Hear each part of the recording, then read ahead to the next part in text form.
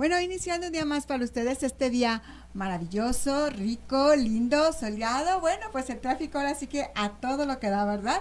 Pero bueno, tratando de estar a la mejor disposición. Y si esta mañana no fue una linda mañana, pues bueno, vamos a disponernos que desde este momento, desde este instante vamos a cambiar, vamos a estar positivos, vamos a estar bien. Y pues el día de hoy estamos de manteles largos porque bueno, pues vamos a arrancar con este proyecto Acceso a la Justicia para Personas con Discapacidad, ¿verdad? La inclusión con justicia y dignidad para personas con discapacidad es el tema de hoy que vamos a hablar precisamente nosotros para que sepas cuáles son tus derechos, los conoces, sabes cómo ejercerlos, todo esto, y que te comuniques con nosotros. Comunícate al teléfono 3325 930173, 3325-930173, o mándanos un WhatsApp, o también ya sabes que tenemos página en el Face, dale like, a dar es amar, ahí nos puedes dejar también algún comentario, o también en mi Face personal, Lilia Sandoval Soto, ahí también nos puedes dejar tu comentario, alguna duda, alguna pregunta que quieras hacerle al licenciado, pues también aquí estamos para ustedes. Este programa es de ustedes y es para ustedes, y precisamente para que ustedes sepan todo esto, cómo lo vamos a llevar a cabo. Y bueno, pues el día de hoy tenemos el honor de que nos acompañe el licenciado Jorge Ismael Barrios Zamora, que nos va a acompañar el día de hoy. Muchísimas gracias, licenciado, ¿cómo está? Muchas gracias, Lilia, por la invitación. Para mí siempre ha sido un placer y es un gusto poder utilizar este tipo de medios, estas plataformas, para que seamos visuales, para que seamos escuchados por todas las comunidades, en este caso la comunidad con discapacidad de forma general, en razón de que pues está ávida de que haya este tipo de difusión, este tipo de promociones, y que les permita tener una herramienta a su alcance, la herramienta de la información. Exactamente, esta herramienta es esencial, darle la difusión, que la gente se entere y sepa que cuenta con nosotros, ¿verdad, licenciado? Así es. Exactamente. Y bueno, también tenemos a Neida Rendón, que ella también nos va a hablar precisamente de la comunidad sordociega. ¿Cómo estás, Neida? Muy bien, Lili, muchas gracias por darnos este espacio. Gracias a ti. Saludos a todo el auditorio que nos está viendo, escuchando. Esperamos que podamos brindar, pues sobre todo, como dice el licenciado, información que es fundamental para poder continuar, seguir adelante y ante todo como personas. Claro, muchísimas gracias, Neidi. Y también tenemos acá a Gilberto, también, que nos acompaña de la comunidad sorda. Muchas gracias por la invitación. Para mí es un placer estar en este programa porque es importante dar a conocer cuáles son los derechos de las personas con discapacidad. Muchísimas gracias, Gilberto. Pues bueno, esta es una parte del grupo que presentamos precisamente del acceso a la justicia para personas con discapacidad. Esta es una parte, poco a poco van a ir conociendo a los demás chicos, que somos muchos, ¿verdad? Que todos ellos, y bueno, estamos apoyados aquí con el licenciado, que el licenciado es el que nos va a apoyar y el que nos va a llevar poco a poco con todos nosotros, y que vayan conociendo cómo vamos llevando esto. Vamos empezando primero, licenciado, lo que es un derecho humano. ¿Qué es un derecho humano? Bien, un derecho humano, tal cual que así como lo escuchamos, es fácil de entender, fácil de comprender, pero yo me voy un poquito más atrás y me gustaría explicarles lo que son los derechos humanos de forma general, ¿no? Okay. Los derechos humanos son todos aquellos que son concebidos por el simple hecho de ser humanos. Sí, es algo inherente a la persona, y de ahí vienen todos esos principios, esos por los cuales fueron creados, los que son universales, que son indivisibles, intransferibles, y esos principios que los sustentan y que los respaldan para efecto de que sea un derecho. Y bueno, el derecho o los derechos humanos de forma general los concebimos y los empezamos a conocer ya de forma general mediante un instrumento que fue creado a nivel internacional después y a finalizar de la Segunda Guerra Mundial, que fue la Declaración Universal de los Derechos Humanos. Ese es nuestro documento madre, nuestro documento máxime, que se obtiene el reconocimiento de los mismos. Anteriormente a él había habido otro tipo de declaraciones, otro tipo de documentos, otro tipo de convenciones, pero que de cierta manera solamente revisaban, en su momento observaba la vigilancia de algunos derechos llamados sociales, llamados laborales, llamados políticos y llamados exclusivamente de algún grupo, algún sector de la sociedad. Pero ya la Declaración Universal, tal cual así como se escucha, es la Declaración Universal de los Derechos Humanos, y precisamente engloba todos los derechos humanos. Aquí en México, pues tenemos la propia Constitución de nuestro país, nuestra Carta Magna, nuestro documento máxime que vela y protege nuestros derechos, y que anteriormente se les llamaba o los conocíamos como garantías individuales, pero sufrió un cambio y una modificación en el 2011, donde una reforma constitucional y que a su vez preveía el principio pro hominem, el principio pro persona, y vino a traer un cambio muy significativo aquí en México, en razón de que en la Constitución ya se llaman los derechos humanos y sus garantías individuales. Eso viene a traer ya una mayor responsabilidad o un mayor compromiso, no solamente del Estado, sino también de la sociedad, para que nosotros podamos incluso exigir ese cumplimiento. Ahora sí tendríamos que promover, difundir y garantizar los derechos humanos. Ok, y lo que es un acto de discriminación, porque muchas veces confundimos esto, ¿qué es un acto de discriminación? Bueno, el acto de discriminación tiene que ver también con un derecho humano, el derecho a la igualdad, a que nos tratemos como iguales en razón de que somos humanos y como seres. También prevé ese principio de que son indivisibles o que en su momento son únicos de la persona, pero más sin embargo hay ciertos preceptos constitucionales, preceptos universales que tienen que ver con la igualdad. Si somos humanos somos iguales, pero somos diferentes. Entonces en esa diferencia que existe o que coexiste en esas dos personas, pues puede que alguna persona, por el simple hecho de creer en alguna otra ideología, en alguna religión, o llevar una actividad diversa a la que lleva otra persona, no quiere decir que por ello la otra tiene que discriminarlo, tiene que rechazarlo, no tiene que quererlo, no tiene que admitirlo.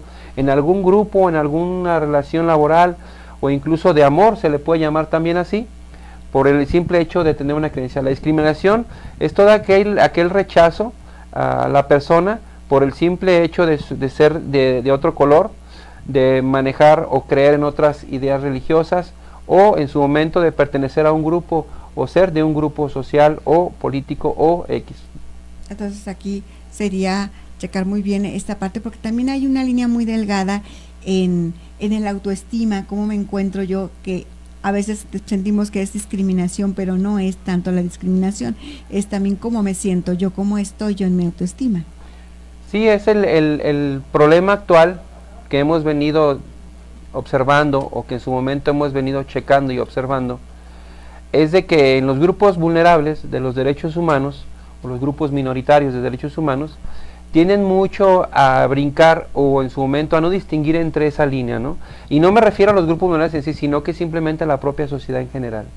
A veces el estado de ánimo tiene mucho que ver, porque nosotros como personas, y digo nosotros, me pongo en los zapatos de las personas que en este caso sufren alguna discapacidad, sí, y que en su momento son rechazados por alguna situación laboral, ellos también pueden aducir o pueden referir que están siendo discriminados, cuando en su momento tal vez no fueron calificados para poder llevar a cabo una actividad laboral. Mas sin embargo se está trabajando por parte de las organizaciones de la sociedad civil organizada, para que en su momento también tengan esa accesibilidad que no dé puerta o que no dé cabida a esa discriminación. La discriminación puede ser subjetiva, sí, de cierta manera, depende cómo la asimile la persona, pero que en su momento hay ciertos caminos que están muy trazados, donde podemos determinar que sí hay discriminación, en algunos no, donde entra el supuesto que atinadamente dice Lilia, respecto al sentir, ¿no? Al sentir y sí, que en verdad sea una discriminación. Uh-huh. Exactamente. Y aquí en esta parte de lo que son los derechos humanos, ¿cómo podemos llegar? Por ejemplo, si yo estoy teniendo una discriminación, me estoy sintiendo discriminada, ¿cómo yo puedo llegar a levantar esta denuncia o qué es lo que procede? Si es una denuncia, es una queja, o cómo es todo este papeleo, o a quién hay que dirigirse en primera instancia. Bien, cuando hay varios tipos de discriminaciones o varios tipos de situaciones en las cuales una persona, llamándolo de forma general, puede ser discriminada. Sí. Una puede ser sujeto a discriminación por una persona, llámesele de igual, en el aspecto de que no tenga una investidura. Y me refiero a una investidura, no ser un servidor público. ¿Sí? Sí. Ese es un tipo de discriminación. Nosotros vamos a hablar más que nada de la discriminación cometida por servidores públicos, que es regularmente donde más sucede, donde más prevalece y florece este tipo de acto, ¿no? Y que pues es reprochable. hay varias instituciones que se encargan de velar por ese derecho a no ser discriminado, y que en su momento son instancias a las cuales uno puede acudir. Una de ellas puede ser la propia Comisión Estatal de Derechos Humanos aquí en Jalisco. Hay sus oficinas regionales en los otros municipios. Está dividido el estado de Jalisco por regiones, y también la comisión tiene sus alcances por regiones, ¿no? Tiene sus oficinas regionales. Pero en sí la propia institución encargada de vigilar el tema de la discriminación es la propia CONAPRED, es donde se tiene que presentar una inconformidad aduciendo el cual o el por qué motivos fue discriminado y ante quién o ante qué persona, y referir los motivos por el cual ella está siendo sujeto a discriminación. Llámese porque acudió a solicitar un servicio, llámese porque acudió a recibir información, llámese porque acudió a denunciar, llámese porque acudió a simplemente a solicitar o a pedir un apoyo social, ¿verdad? Sí, entonces aquí podemos ver esto. Y, por ejemplo, también aquí está la otra parte en el cómo también podemos comunicarnos con ellos, porque encontramos personas que vienen con otros dialectos, y también encontramos esta parte de que no hay la comunicación, que no hablamos el mismo dialecto. ¿Cómo es esto en los derechos humanos? ¿Cómo podemos ejercer esto si no tenemos la comunicación adecuada, si no hablas mi idioma, no hablas mi dialecto? Sí, aquí el trabajo de los derechos humanos pues se estriba en tres áreas, ¿no? La promoción, la difusión y garantizar. Sí. La promoción y difusión, como anteriormente lo hemos comentado, y también el día de ayer estuve en una estación también de radio, que también maneja el tema de la inclusión, el tema de ser incluyentes. Pues se oye fácil, ¿no? La promoción y difusión de cierta manera es un tema que todos lo podemos ejercer, pero el tema de la garantía, el tema de garantizar, pues ya entra otro tema en sí, ¿no? Sí, claro. Y es donde entra el juego, ¿no? El juego de las propias autoridades en decir que sí respetan los derechos humanos, pero bueno, una cosa es que confundimos, o una cosa es que sea la promoción y la difusión y la quieras tú con eso demostrar que estás garantizando. Una cosa es que tú promuevas y que difundas los derechos humanos, pero una cosa es que garantices. Y ahí es donde entra esta dinámica social en que las propias personas que sufren una discapacidad o que en su momento manejan otro tipo de lengua materna, llámese wixárika, llámese lengua de señas mexicanas, que son las que más convergen aquí en zona centro, en zona metropolitana, acudan a un lugar, por ejemplo, y no tengan esa socialización, los servidores públicos, de poder entender o poder comprender o poder comunicarse con ellos. Eso es respecto a los que manejan una lengua materna, no hay accesibilidad. Pero vámonos a lo que nos trae aquí. Una persona que sufre una discapacidad, una persona de talla baja, que sí, les claro, acaban de informar y avisar que ellos no sufren ninguna discapacidad o que no pertenecen a ese grupo de personas con discapacidad. Claro que tienen una discapacidad. Entonces, y es un tema que también vamos a trabajar más adelante, pero que también es importante ver cómo les respondieron. Es una situación alarmante la forma en que les contestaron, aduciendo que no era viable su petición, en un tema legislativo. Pero vamos, cuando una persona sufre una discapacidad o es una persona que pertenece a un grupo con discapacidad, los propios servidores públicos no están armonizados, ni siquiera para tener un trato, ni siquiera manejan protocolos de atención. Sí, porque no hay la accesibilidad, simple y sencillamente desde cómo podemos llegar ahí. Así es. Porque si yo les digo que son instituciones disfrazadas, porque a veces nada más la pura entrada, la fachada, está el acceso, pero ya dentro de la institución, para dirigirte a una oficina o trasladarte a otra oficina, no hay los accesos. Sí, las puertas están demasiado angostas, no puedes pasar en una silla de ruedas. Y de hecho, simplemente en un tema muy sencillo, ¿no? Si yo le pregunto aquí a mi amiga Neida, para ella cómo es o cómo le representa acceder, por ejemplo, en el edificio del Poder Legislativo. Si le pregunto a ella, ¿es complicado? ¿Es facilito? ¿Cómo es su acceso? O si le pregunto a Gilberto, si él quiere ir a platicar con el diputado o con la diputada encargada de la Comisión de Salud, donde él quiere saber información o quiere tener ese acceso a la salud de una forma más dinámica, más viable, yo les pregunto, Neida, para ti cómo, o sea, ¿has acudido algún día al edificio del Poder Legislativo? ¿Cómo es? O cómo es en sí otros edificios donde tú has acudido, ¿para ti es fácil, es práctico el acceso? Bueno, nosotros estuvimos yendo hace algunos años a la Comisión de Derechos Humanos. Pues para empezar fue en un segundo piso. Para mí, pues sí, hasta cierto punto de vista fue fácil porque puedo caminar, me subí al elevador, pero iba con acompañante. También esa parte pues era importante porque si yo no llevaba a ningún acompañante y ya en ese momento intérprete, pues iba a ser muy complicado. También pues por otra parte no hay información, los folletos que hay sobre el tema de derechos humanos no están en el sistema braille ni en lengua de señas. Es un ejemplo que de a primera mano lo podemos obtener, ¿no? Igual sí, claro. A Gilberto, si yo le pregunto, ¿hay los suficientes intérpretes de lengua de señas mexicanas que le puedan dar tan siquiera el mínimo de información?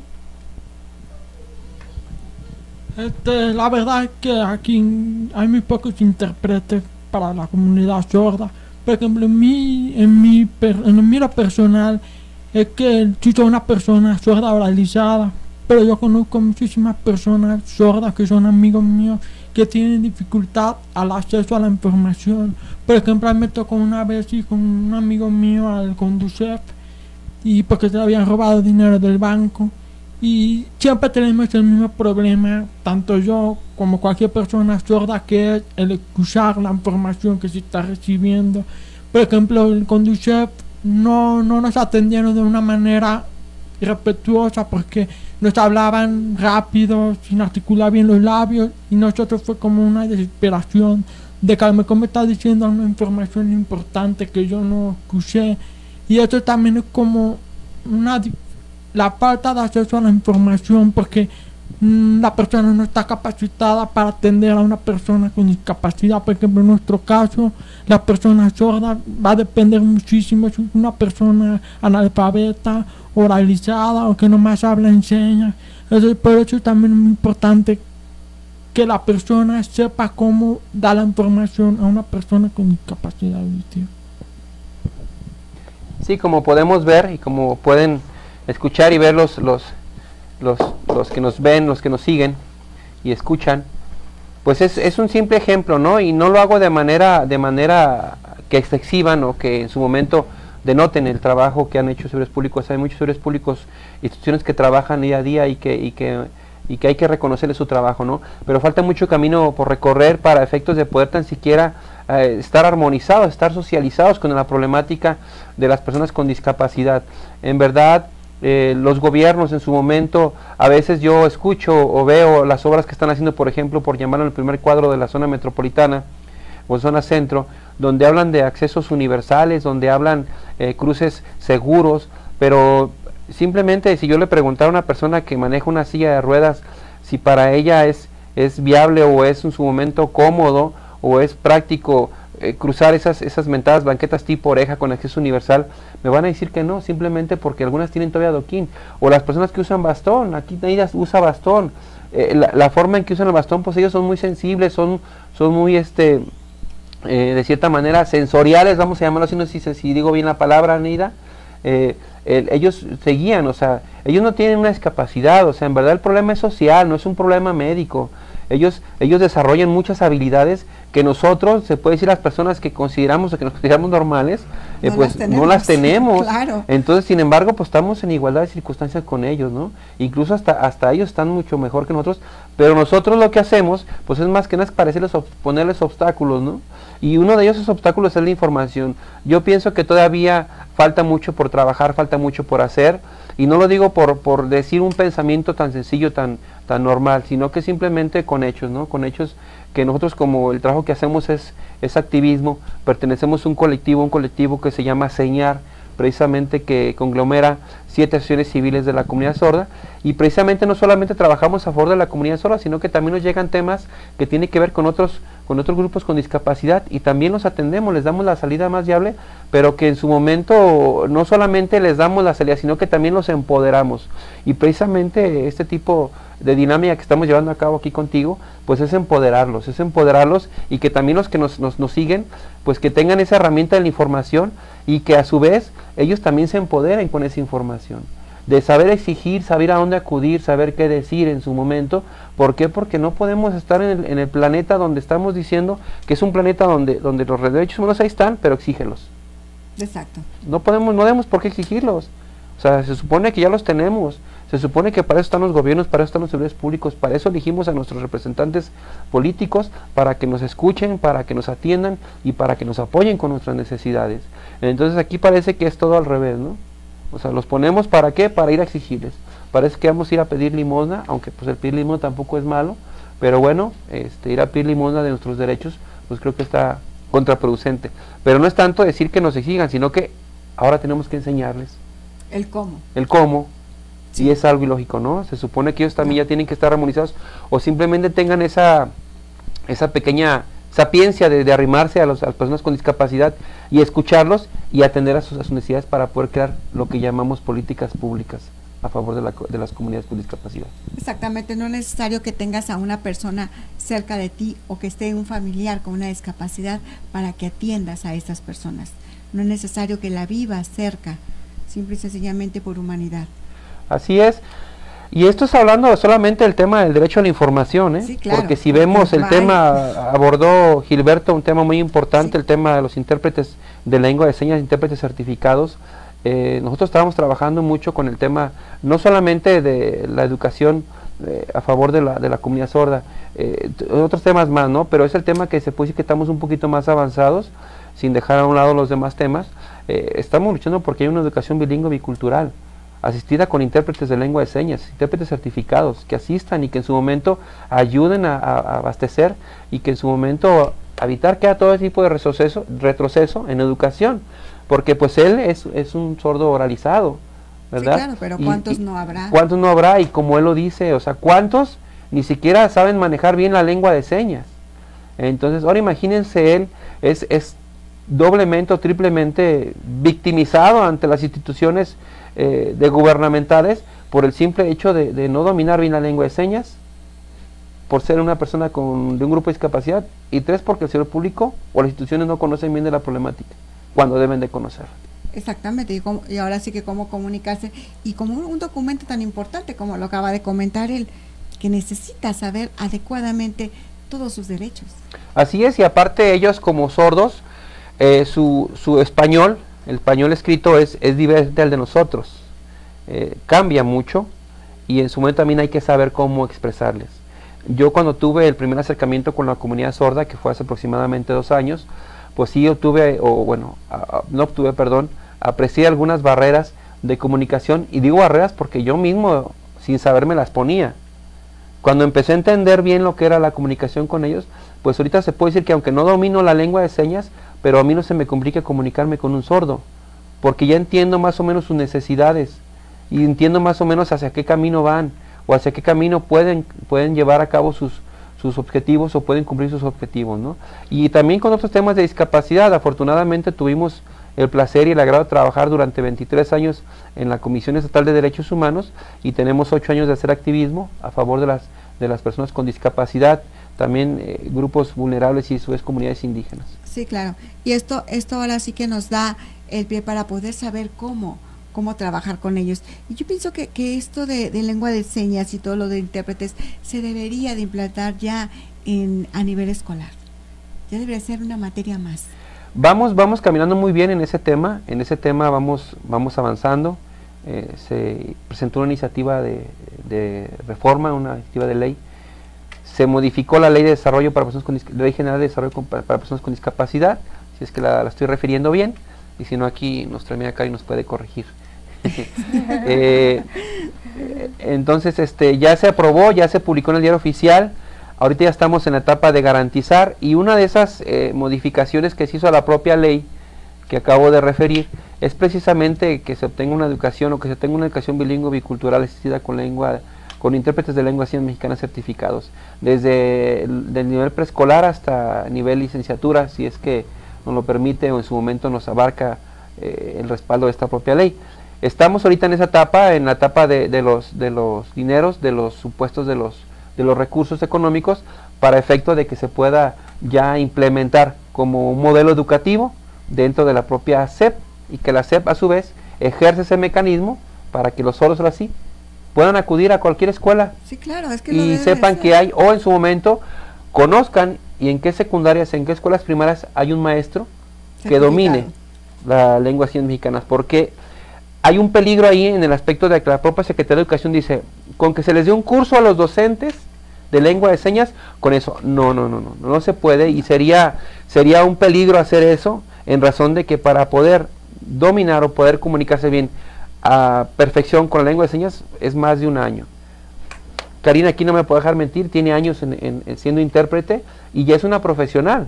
¿Qué nos falta? Simplemente que tengan una certificación, que en su momento no vamos a tardar mucho por hacerla, por tenerla, pero que le va a generar en su momento a la comunidad sorda una certeza de que cuando acuda a un plantel va a recibir esa atención como debe ser, y más que nada va a poder acceder a esa educación, el derecho a la educación.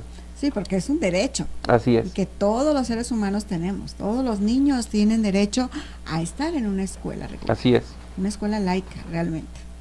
Así realmente. Pues mira qué bueno que se está implantando todo esto, porque sí es importante que vayan a una escuela porque muchos niños no salen, o muchas mamás no se animan a llevar a sus hijos a una escuela regular por esta situación.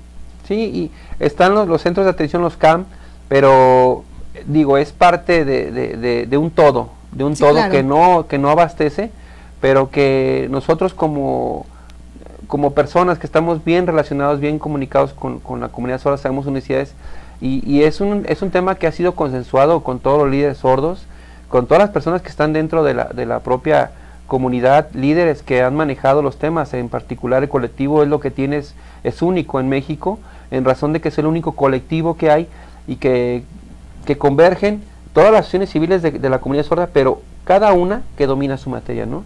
Estoy hablando de una Laura Soto que maneja educación incluyente a la perfección y que ha sido una luchadora social por muchos años, Erika de implante coclear, Lupita de Sandy que maneja los intérpretes de lengua de señas, y así posteriormente todos los líderes que están ahí, la mayoría son mujeres, soy el único hombre, me siento afortunado entre las mujeres, pero que cada una maneja a la perfección domina a la perfección su área, y por el cual fueron creadas sus asociaciones, y es por eso que es bonita esa actividad que hacemos, pero también de cierta manera es fuerte nuestro movimiento, el colectivo Señar, y que nos ha dado para incluso no solamente trabajar a favor de la comunidad sorda, como te lo digo, también a trabajar a favor de las personas con discapacidad. Exactamente, eso es lo importante. Ahora trabajar, ahora sí, para personas con discapacidad, y que también no nos quedemos callados las personas con discapacidad, que hablemos y digamos, ¿sabes qué? Necesito esto. Porque también muchas veces es lo que pasa, no sabemos cuáles son las necesidades. Y el hablar de esto. Y a ver, Neida, ¿nos puedes hablar un poquito precisamente de cómo ha sido todo este proyecto, todo este trayecto, de tu vida en todo esto desde tu edad escolar? Cuando empezaste la escuela, ¿a qué edad empezaste a ir a la escuela y cómo fue todo esto? ¿Ha sido todo este proceso? Ok, bueno, yo comencé a estudiar en la Escuela de Educación Especial. ¿Sí? Y después me fui a la secundaria a una escuela común. ¿A una escuela común? Sí, era la única estudiante, la única alumna del grupo que tenía, esta discapacidad muy poco conocida aquí en México actualmente. Ahorita ya se habla más del tema, la sordoceguera. En ese momento yo escuchaba algo con audífonos porque empecé a tener problemas de audición a la edad de 8 años. Y bueno, cuando entró a la secundaria ya tenía 2 auxiliares. Sí. Pero nada más hacíamos algunas adecuaciones, como sentarme más adelante, etcétera. Pero al final de mi primer año de secundaria comencé a tener serios problemas. La pérdida fue progresiva y los audífonos ya no me servían, me los cambiaban, 2-3 días me servían, después ya no. Entonces pues ahí fue donde realmente se me empezó a complicar todo, porque no sabían cómo comunicarse conmigo, que no tenían el tiempo suficiente, etcétera. Y bueno, cuando pasé a mi segundo año de secundaria fue todo muy difícil, poco a poco fui perdiendo la audición. Para el mes de enero, que sería más o menos en la mitad de año, pues ya había perdido por completo la audición. Yo quería seguir ahí con la ayuda de mis compañeros y todo, pero bueno, las autoridades escolares dijeron que no, que eso no era viable, que era una distracción para mi grupo, etcétera. Y pues ahí se me complicó muchísimo que se me abrieran las puertas. Tardé como 3 años para poder estudiar la secundaria, para poder terminarla, continuarla, y después a lograr terminarla en escuela abierta. Me costó como 4 años entrar a la preparatoria, y bueno, fue gracias a la Universidad del Valle de Atemajac, que me apoyó de manera virtual, que empecé yo a aprender esto de la nueva tecnología, que pude hacer la preparatoria mucho más lento que la mayoría, pero bueno, lo conseguimos. Y bueno, ahora escucho a través de un implante coclear. Sí. Todavía es un tema complicado esto de la comunicación, que precisamente tiene mucho que ver con el acceso a la información, ¿verdad? Porque nos vamos a los extremos, o escuchas bien o no escuchas nada. Entonces, si escuchas bien, a veces hablan en el micrófono como sea, tú te sientas donde sea y escuchas, pero si no escuchas muy bien y escuchas algo, tienes que buscar un lugar apropiado, ¿verdad? Y los intérpretes también, es cuando ya no escuchamos nada. Y hablando un poquito de la sordoceguera, sí, es una discapacidad en la que pues, se diría que son 2 discapacidades, pero en realidad es una discapacidad única, muy diferente de la ceguera y de la sordera, porque tiene sus necesidades específicas. Eso sí, tiene varios niveles, puede ser total o parcial. Hay personas que se comunican con lengua de señas porque alcanzan a ver o porque la tocan mano a mano, porque nacieron sordas y pues aprendieron a hablar primero señas, luego perdieron la vista y luego pues tuvieron que adaptarse a interpretarla de otra manera. Y hay personas como en mi caso, yo nací sin ver y después perdí la audición. Entonces al perder la audición empezamos a apoyarnos con sistemas como el sistema braille, el método que se llama el dedo como lápiz, que es el hacer las letras en mayúsculas sobre la palma de la mano de la persona, el braille táctil, que es hacer el de los 2 dedos índice y medio, las letras de braille. El modo de comunicación va a depender mucho de el momento en que la persona haya adquirido la pérdida de visión o de audición. Ok, entonces ha sido todo. ¿Y actualmente qué haces? A ver, platícanos para que la gente vea que sí se puede. Bueno, ya acabo de terminar la licenciatura en gestión cultural, estoy en proceso de titulación, estoy haciendo mi proyecto de titulación y pues colaborando en actividades como esta que tienen que ver en la parte de discapacidad. Me gusta mucho también trabajar en lo que son los talleres de inclusión o sensibilización hacia las personas con discapacidad. Excelente, pues es una maravilla realmente, y realmente para que vean que realmente la discapacidad no es una justificación como para no prepararnos, ¿verdad, licenciado? ¿Verdad, Neide? Sí, como ahorita acaban de escuchar, es todo un mundo interesante el que nos acaba de narrar Neida, y cómo hay varias herramientas de comunicación y cómo se puede uno comunicar cuando uno piensa que nomás el sistema braille, ¿no? Exactamente. Y como muchas veces es tan sencillo y nos complicamos, ¿por qué? Porque estamos pensando en la discapacidad y no en la capacidad. Así es. Exacto, esto es bien importante, hay que pensar en la capacidad, no en la discapacidad. Así es. Eso es muy importante. Ahora, Gil, ¿nos puedes tú compartir un poco de cómo ha sido todo este proceso? Yo antes de nacer, nació mi hermana, y mi hermana también es sorda, tiene discapacidad auditiva. Y ya cuando nací yo, pues mi papá no tenían información para como saber qué hacer con un único con discapacidad auditiva, porque ya sabemos que en México hace muchísima falta todo el tema de la inclusión. Y ya cuando mi papá pensaba en qué podemos hacer para que nuestros hijos aprendan a hablar y a comunicarse con las personas. Mi mamá siempre fue una persona muy optimista, siempre pensó la mejor forma de enseñarnos a entender las palabras, porque no era lo mismo a que tú aprendieras las cosas a periquito, a que tú aprendieras a entender lo que significaban las palabras. Por ejemplo, un niño chiquito, un niño sordo chiquito, le queremos enseñar que es una palabra, por ejemplo, mesa, silla o una butaca. Simplemente le enseñamos una imagen o en físico, le enseñamos la mesa o la silla, y la persona sorda lo va a ver visualmente y se lo va a memorizar, pero también lo va a saber pronunciar. Pero cuando queremos enseñarle palabras abstractas, por ejemplo, justicia, paz, totalidad, esperanza, ¿cómo le vamos a enseñar a un niño sordo?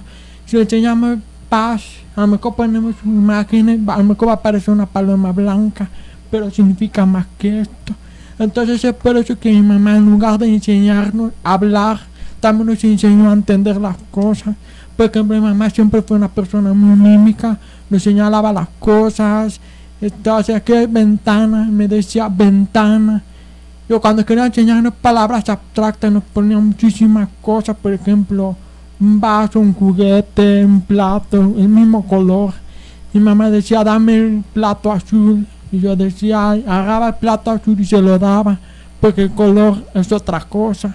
Entonces yo empecé como a estructurar bien las palabras gramaticalmente. Por ejemplo, también una vez mi hermana dijo, quiero limón, y mi mamá sabía que quería agua de limón. Entonces mi mamá, en lugar del agua del limón, le dio un limón, y mi hermana dijo, no quiero agua de limón, y a mi mamá decía, pues di bien las cosas porque la gente no te va a entender.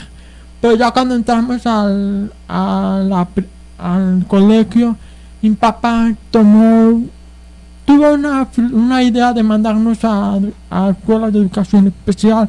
Pero una vez que mi papá iba, salía ponchado, porque no había tanta como formalidad en el sentido de una gramática bien, la lengua de señas, y sentía que los sordos como que se atrasaban muchísimo. Mi mamá decía, no, yo quiero que mis hijos vivan en el mundo, que aprendan a hablar con la gente, a hacer valer sus derechos. Entonces ya cuando fuimos al colegio, sí hubo dificultades, porque a veces en los salones nos acomodaban por estatura, y mi hermana era más alta, entonces se sentaba hasta el final. Y mi mamá decía, no, que mis hijos tienen que estar adelante para poder leer los labios, que pongan cosas visuales. Y ya durante todo el proceso mi mamá siempre nos acompañaba, y aparte íbamos a terapia de lenguaje. Pero ya con el paso del tiempo empecé a entender que tú como persona con discapacidad hagas valer tus derechos. Y yo cuando aprendí la lengua de señas a los 12 años, ahí fue como un aprendizaje muy bueno, porque me integré mucho a la comunidad sorda y pude identificar la falta de información tanto como yo o con otras personas, porque a mí me ha pasado siempre que voy a lugares de gobierno o a cualquier lugar o al doctor. Yo prefiero ir solo que acompañado con mi mamá, porque es algo personal. También ha habido casos de personas sordas que a lo mejor van al hospital, no les entienden los doctores y no saben cómo recetar a las personas con discapacidad. Por ejemplo, hace poco un amigo me dijo, ¿qué hago? Porque llegó una persona sorda, analfabeta, y no sabe hablar ni escribir. ¿Qué hago yo para poder entenderle? Y yo le explicaba que era muy importante todo lo que era lo visual y lo mímico. Y ya empezó a enseñarle imágenes, y ya decía que le empezaba a enseñar imágenes de que su mamá lo golpeaba. Entonces yo creo que todos esos aspectos durante toda mi vida me he dado cuenta que hace muchísima falta de intérprete, que la lengua de señas sea una herramienta indispensable para instituciones educativas. Por ejemplo, en mi caso, que a mí la lengua de señas me sirve muchísimo, Yo puedo tener una persona, un maestro sin lengua de señas, pero con la lengua de señas me facilita muchísimo más porque tengo toda la información completa, a comparación de una persona, un maestro que nomás habla, a lo mejor entiendo ciertas partes pero no todo. Entonces la lengua de señas es una herramienta muy poderosa para una persona sorda. Y también los aparatos auditivos, no todas las personas sordas usan, pero la lengua de señas es el medio, el puente de comunicación para una persona sorda y que oye. Y es por eso que muchas instituciones, por ejemplo, policías, bomberos, doctores, abogados, no saben, desconocen mucho que es la lengua de señas. Y ya. ¿Y tu preparación académica? A ver, platícanos cómo ha sido toda la preparación que estás haciendo actualmente.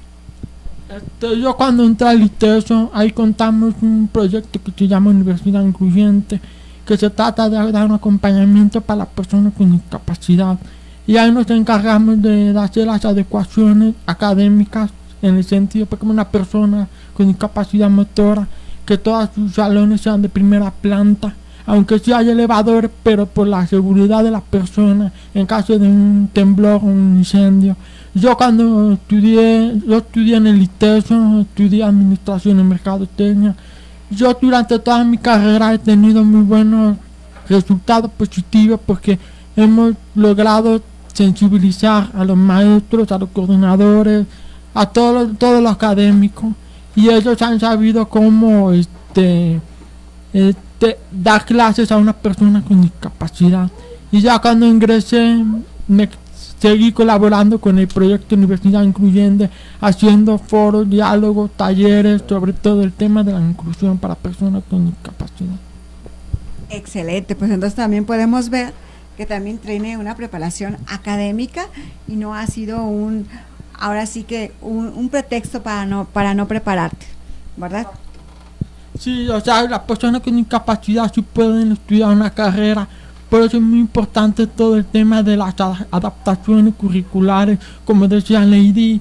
El hecho de que yo sé braille o enseñas es una capacidad que tú tienes. Por ejemplo, me tocó una maestra que tenía que hacer unas entrevistas a profundidad. Yo tenía que transcribirlas.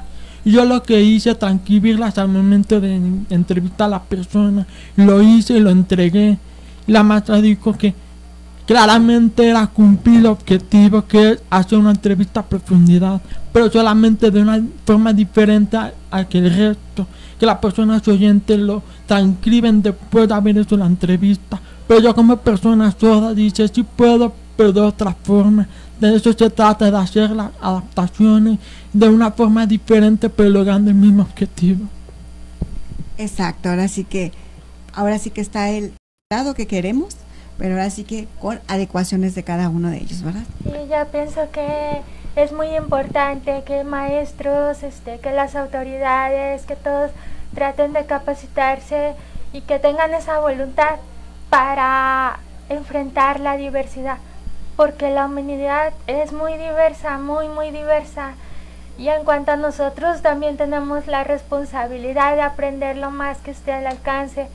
Una persona sorda debe de aprender, es muy importante que también aprenda a escribir, que aprenda esta parte del bilingüismo hasta donde pues se le permita, sea posible de acuerdo a sus capacidades, ¿verdad? Y una persona sorda también, nosotros tenemos que aprender todos los métodos de comunicación posible para poder estar en contacto y para poder acceder a toda esa información, y porque la parte de situación de vulnerable ¿sí? Ya existía, o sea, desde siempre las personas con discapacidad estaban encerradas en sus casas, pero esto no cobra poder hasta que ya empieza a hablarse de derechos humanos. Y las leyes dicen, toda persona tendrá derecho a la educación. Entonces un familiar de personas con discapacidad dice, pues mi hijo también tiene derecho. Lo llevan a la escuela y resulta que la escuela no lo admite, y ahí es donde empieza todo el problema, ¿verdad? Porque nos estamos apoyando en lo que dicen las leyes, en lo que nos está indicando esa parte. Y sí, muy cierto. Sí, de hecho, celebrarse la Convención de las Personas con Discapacidad, la Comisión de los Derechos de las Personas con Discapacidad, y haciendo una retrospectiva y investigación exhausta del por qué fue creada, precisamente como dice Neida, anteriormente vivían encerrados, incluso los hacían creer que era un castigo divino, un castigo natural del Ser Supremo, y que incluso los tenían viviendo en hogares o en hospitales que los hacían creer que se iban a curar cuando en verdad están haciendo experimentos con ellos, ¿no? Y es por eso que nace esa propia convención, ese otro instrumento a nivel internacional que prevé también y que defiende y que en su momento sirve para defender los derechos de las personas con discapacidad. Exactamente, y esto es bien importante, Así es. que realmente no nos quedemos ahí, y si conocemos también a niños o a chicos que están encerrados, sacarlos, porque todavía en la actualidad se da. Sí, todavía se da, y precisamente es lo que te decía, nosotros trabajamos, y el activismo que hacemos nosotros, que hace tu servidor en general, es pues ayudarlos a asistirlos jurídicamente, orientarlos y encaminarlos hacia a obtener un resultado positivo de su necesidad en particular que requiere, ¿no? Como dice Neida, pues hay una diversidad humana, y con esa diversidad humana tenemos que saber trabajar, saber entender, saber comprender y saber conocer sus necesidades para poder darles esa respuesta a esa necesidad ávida en la cual se encuentra como individuos y como sociedad. Exactamente, y aquí es importante ahora sí que se comuniquen con nosotros, y ahora sí, para poderles dar el seguimiento, llevarlas a cabo y llevarlas todo esto, porque sí, mucha gente han estado, desde que pusimos la publicidad, sí, algunas personas sí me han estado mandando mensaje, que si quieren comunicarse con usted, licenciado, para hacerle llegar, pero quieren hacerlo directamente con usted. Sí, de hecho, precisamente esa es la finalidad, también comunicarnos con ellos, generar esa puerta, esa plataforma de comunicación para que podamos nosotros ayudarlos. A veces es imposible que nosotros conozcamos los temas en particular de cada uno de ellos, y por eso es importante este tipo de plataformas de comunicación para poder escucharlos, poder atenderlos y darles un seguimiento a sus necesidades. Y pues sí, invitarlos a que llamen, a que se comuniquen, estamos para servirles. Para mí es un trabajo que me gusta realizar, que me gusta llevar a cabo, me gusta apoyar a las personas con discapacidad, a los grupos vulnerables, grupos minoritarios, y que a su vez también nos permita a nosotros ayudarlos en la información, en promover y difundir los derechos humanos, ¿no? Y pues estamos abiertos a cualquier pregunta, a cualquier tema de discusión, incluso también a cualquier invitación que nos quieran hacer. Exactamente. Para que nosotros podamos también generar esa información. Es un proyecto que traemos con ustedes, y que es precisamente eso, ayudar y generar esa empatía con la sociedad, y también, como no, por qué decirlo, con las propias instituciones de gobierno, para que conozcan y que tengan vuelvo a repetir, esa empatía con la propia personas con discapacidad, ¿no? Conocer sus necesidades, atenderlas. Exactamente, que vean que no están solos, porque Así es. muchas veces no saben a dónde acudir. De hecho, hay una chica, no recuerdo de qué estado de la República, que ha estado toda la semana queriendo hablar con usted, licenciado, pero por alguna otra cosa no se ha dado el contacto. Le urge muchísimo, no sé qué es lo que le sucede, pero sí me dijo que era algo muy particular, muy especial, algo muy serio, y que sí quería comunicarse con usted. Claro que sí, nos comunicaremos con ella, yo creo que nos va a estar siguiendo. Yo creo que nos está siguiendo ahorita. Le mando un saludo también, bueno, no sé quién sea, pero igual sí, mantendremos comunicación en un momento más con ella. Esto es para que también los demás personas que nos siguen, pues que no tengan temor, que se comuniquen con nosotros. Tenemos también y guardamos esa confidencialidad, sí, ese respeto o el derecho a mantenerlos en resguardo su información y sus datos personales, en razón de que también es un derecho humano que tienen, sí, y nosotros como tales también tenemos que hacerles ver que es un derecho, ¿no? Exactamente, es por eso mismo que no doy el nombre de ella, sí, claro, porque es confidencial, toda esta información es confidencial, para que ustedes se sientan en confianza, sobre todo que se sientan en confianza y que vean que cuentan con un apoyo de todos nosotros, y que bueno, los vamos a canalizar con quien realmente necesiten seguir ese apoyo. No van a estar solos. Sí, ahí van a surgir algunos temas en particular. Sí. Creo yo que no va a ser la primera vez que nos sigan. No, va a haber otros días más también, para que igual estén atentos, estén al pendiente de este programa, y que a su vez también pues es la intención, ¿no? Poder canalizarlos, poder orientarlos, guiarlos, para que ellos obtengan esa respuesta de lo que necesiten en su momento, y también finalizar en un tema que hemos trabajado siempre, en el empoderamiento. un empoderamiento que tiene que ir de la mano con instituciones, con sociedad en general y con la familia y con todos esos grupos que contribuyen y que convergen para poder ayudarlos en defender sus derechos, ¿no? Y garantizarlos. Exactamente, pues ya nos tenemos que ir, ahora sí que se me hizo muy cortito el tiempo, pero ya nos tenemos que ir. Muchísimas gracias, licenciado, por darse el tiempo, yo sé que está muy ocupado, pero gracias por apoyarnos en todo esto. No, pues muchas gracias por invitarme, Lilia. Sí, Lili o Lilia, como guste. Gracias por invitarme, espero que no sea la primera vez, en razón de que es muy poquito tiempo, en verdad es muy poquito tiempo. Sí. Cuando tenemos también el día de ayer se nos fue una hora y también se nos fue rapidísimo, pero estaremos al pendiente de atender todas sus necesidades, de todas sus llamadas, y con gusto todos los que se reportaron aquí con Lilia, les vamos a realizar la llamada, nos vamos a comunicar con ellos para escucharlos y atenderlos en respecto a la problemática que estén. Y muchas gracias por seguirnos y les mando un saludo afectuoso. Sí, gracias Neidi, Muchas gracias. Gilberto, gracias Karina, muchísimas gracias. Y bueno, se despide de ustedes Lili Sandoval, embajadora de la vida. Que tengan un excelente día y recuerden, hay que disfrutar como el sol cada mañana. Hasta luego.